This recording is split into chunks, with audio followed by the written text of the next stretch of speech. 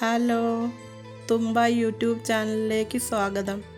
ഇന്ന് ഞാൻ പറയാൻ പോകുന്നത് ഞാൻ ഇതുവരെ കണ്ടിട്ടില്ലാത്ത ഒരു വൃക്ഷത്തെക്കുറിച്ചാണ്.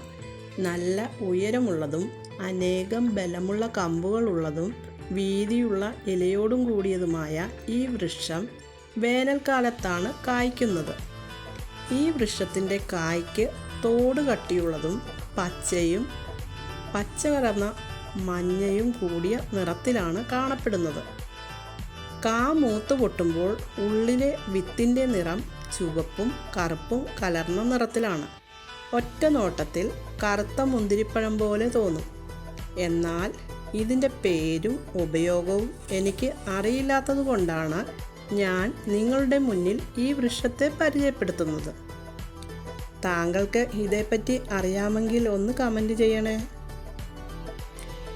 താങ്കൾക്ക് ഈ ചാനൽ ഇഷ്ടപ്പെട്ടുവെങ്കിൽ ലൈക്ക് ചെയ്യുവാനും കമൻറ്റ് ചെയ്യുവാനും സബ്സ്ക്രൈബ് ചെയ്യുവാനും മറക്കരുത്.